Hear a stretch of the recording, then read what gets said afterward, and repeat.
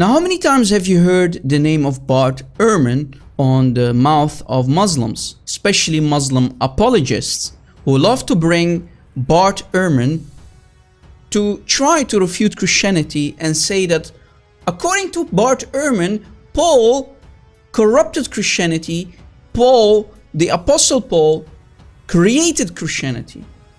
Now, they don't want to show you what Bart Erhman actually says about Paul and how Bart Erhman defends the Apostle Paul in one of his videos.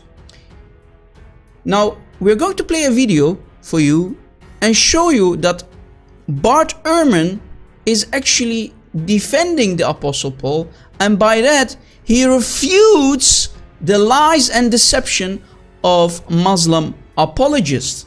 Now, Muslim apologists only cherry pick what Bart Erhman says to prove their point, but what he actually says about Paul and Christianity, they don't want to mention on their tongues. Well, what do you expect from Muslim apologists in 2020? They love to cherry pick what suits their agenda. Now let us see what Bart Erhman actually has to say about the Apostle Paul. Did the Apostle Paul, according to Bart Erhman, did the Apostle Paul, according to Bart Erhman, did he create Christianity, or let alone corrupt Christianity? And is Bart Erhman going to refute the lies and deception of Muslim apologists? Watch. If you had to line all the apostles up, I get the vibe that for you, Paul is the cornerstone of the whole story. Well, the reason I think he is somewhat different from what a lot of people say. Some people say that Paul invented Christianity, and that can't be true because Paul was persecuting Christians before he became a Christian. And so if he invented Christianity, he would have had nobody to persecute. So that's not right. And it's not right that he invented the idea that Jesus' death and resurrection brought about salvation, because that's what Christians were saying before him. The thing that made Paul really key, as I argue in this book, is that he realized that followers of Jesus, this Jewish Messiah sent from the Jewish God to the Jewish people, followers of Jesus did not have to become Jewish. You could be a converted pagan and believe in Jesus and in the God of Jesus, but you didn't have to adopt the ways of Judaism. And this realization made it possible for Christianity to move away from being a sect within Judaism to being a worldwide religion. And if that hadn't happened, then Christianity would have ended up with the kind of historical significance of other Jewish sects. And they'd be as historically significant as the Sadducees or the Essenes, which are groups that are important for historians of ancient religion, but they're not exactly the sorts of things people worry about these days. And so he made it possible for Christianity to become what it did, which is the dominant religion of the empire. Paul and Constantine were the two most significant converts in the history of Christianity. And it's an easy case to make with both of them, actually, because without Paul, you wouldn't have had Christianity as a worldwide movement. And Constantine, he was the emperor. This is like the emperor converted. How do you get from Paul is sending a letter to Corinth, some guidance and instruction, perhaps even correction, to this is a message that should be embraced by the entire world for all of posterity? That just, it blows your mind. Well, yeah, it probably would have blown his mind too. He certainly had a high view of himself and he had a high view of his authority, but the idea that people would look upon these occasional letters that he wrote as being, given by God, that's quite a shift. But it's because the early Christians who were deciding what is the right thing to believe and what are the right ways to behave, especially in the decades and centuries after Paul, they had to find some authorities to direct their actions and their beliefs. And they ended up saying Paul is the one who directs our actions. And so he takes on a kind of authority that he didn't have in his own day. You just heard Bart Erhman. He said, Paul did not invent Christianity, and Bart Erhman defends the Christian view of the Apostle Paul. So Muslims, don't ever dare to mention the name of Bart Erhman on your tongues again. Shame on you. But wait, what about the Apostle Paul in Islam? Let us see. Is there something that we can find about Paul, i.e. Bulus, in Islam? Let's check it out. Now this is Tafsir al-Qurtubi for chapter 61, ayah 14 of the Quran. Again, Tafsir al-Qurtubi, chapter 61, ayah 14 of the Quran.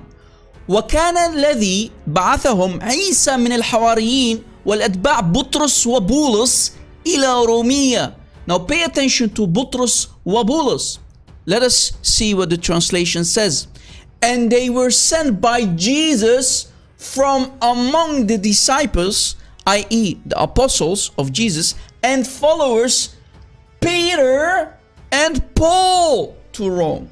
So Butros is Peter and Bulus is Paul.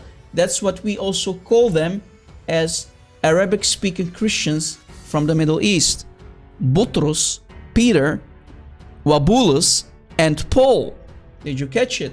So Muslims, according to Tafsir al-Qurtubi, Paul is mentioned in your Quran in chapter 61, ayah 14. So Muslims, why are you such hypocrites attacking Paul and lying about Paul, saying that Paul is the one who corrupted or created Christianity? Shame on you.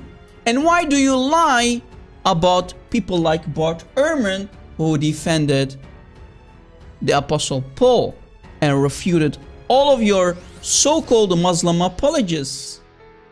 Muslims think, but wait a second. Do Muslims actually think? Let us see. Let us see.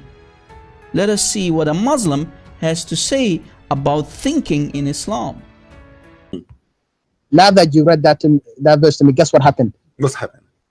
My point of view all goes to the bin. Do you understand that? Again, goes where? The idea I had before of the verse is in the bin now. Okay. And? As a Muslim, listen, we don't use our brain. If Allah contradicts our brain, we take our brain out of the sight. We take our brain out of the world. You understand? That's wonderful. We use Allah and Him. So what do you use? If you don't use your brain, what do you use? What do you use? If you don't use your brain, if you just told me, we Muslims, we don't use our brain. Okay. Yes. So what do you use? If it contradicts to Allah.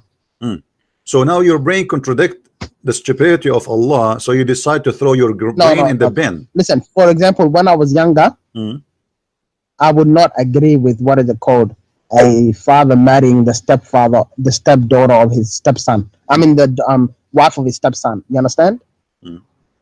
But since the Quran allows it, that logic goes to the bin. You understand? Okay.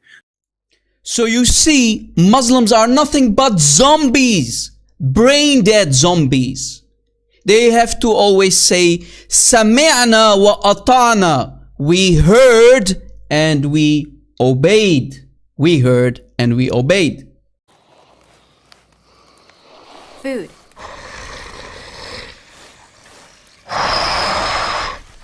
Not food. Food. Okay?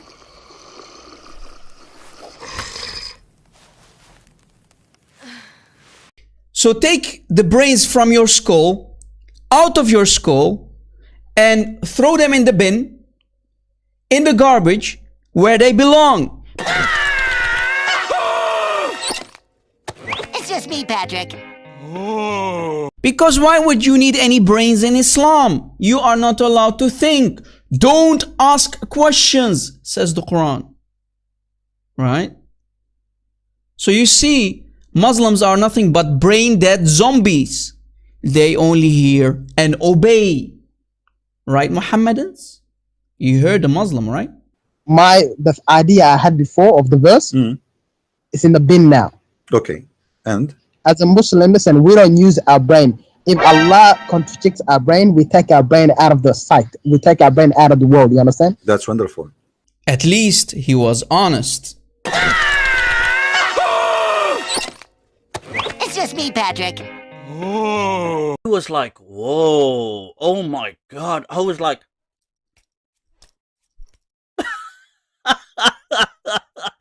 Now don't forget to smash that like button and subscribe if you didn't already. And also share our videos on social media.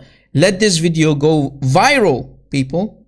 Thanks for watching and God bless. Muslims, wake up.